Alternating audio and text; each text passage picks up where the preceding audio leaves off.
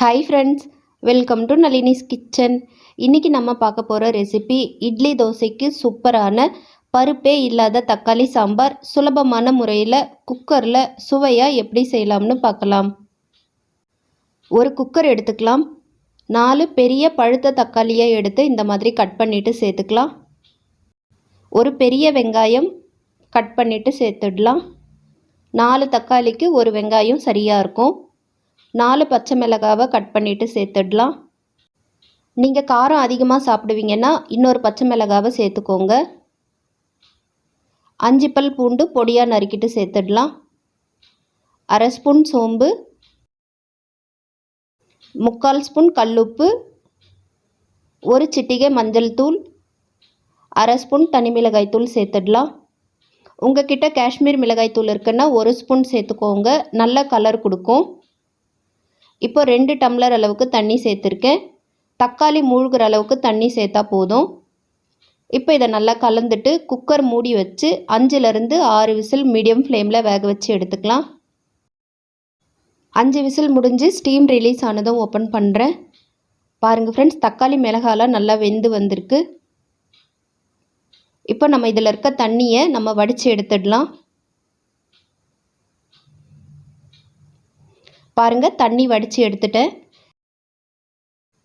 இப்போ நல்லா ஆறின பிறகு ஒரு மத்தை வச்சு நல்லா கடைஞ்சி எடுத்துக்கலாம். உங்ககிட்ட மேஷர் இருக்குன்னா அதை வச்சும் நீங்கள் கடைஞ்சிக்கோங்க.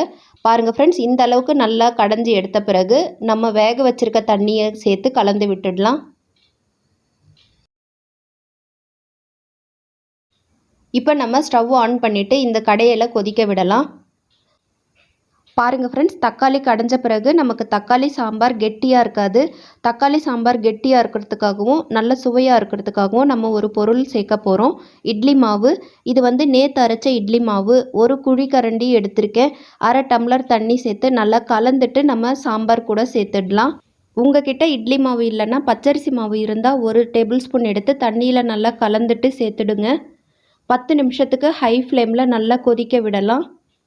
தக்காளி சாம்பாரோட கூடுதல் சுவைக்காக கொஞ்சமாக வெல்லம் சேர்த்துடுறேன். உங்ககிட்ட நாட்டு சக்கரை இருக்குன்னா 1/2 ஸ்பூன் நாட்டு சக்கரை சேர்த்துக்கோங்க. இந்த மாதிரி நுரெல்லாம் சேர்ந்து கொதிக்கும் பொழுது நுரையும் சேர்த்து நல்லா கலந்து விட்டுக்கோங்க. 10 நிமிஷம் நல்லா கொதித்த பிறகு பாருங்கள் ஃப்ரெண்ட்ஸ், தக்காளி சாம்பார் நல்லா கெட்டியாக இருக்குது. இப்போ நம்ம தக்காளி சாம்பாருக்கு தாளிப்பு கொடுத்துக்கலாம். ஸ்டவ் ஆன் பண்ணிவிட்டு ஒரு கடாய் வச்சுக்கலாம். கடாய் சூடானதும் 2 டேபிள் ஸ்பூன் எண்ணெய் சேர்த்துடலாம். எண்ணெய் சூடானதும் 1/2 ஸ்பூன் கடுகு உளுத்தம் பருப்பு, 1/2 ஸ்பூன் சீரகம் சேர்த்துடலாம். கடுகு சீரகம் பொரிஞ்சு வந்ததும் பாதி வெங்காயம் கட் பண்ணி வச்சுருக்கேன், அதையும் சேர்த்து நல்லா கலந்து விட்டுக்கலாம். ஒரு கொத்து கறிவேப்பிலை சேர்த்துடலாம்.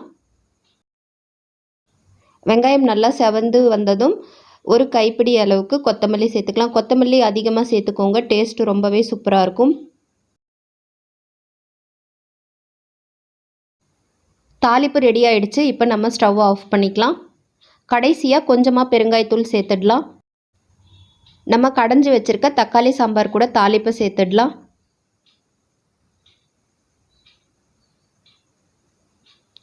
பருப்பே இல்லாத தக்காளி சாம்பார் சூப்பராக ரெடி ஆகிடுச்சு.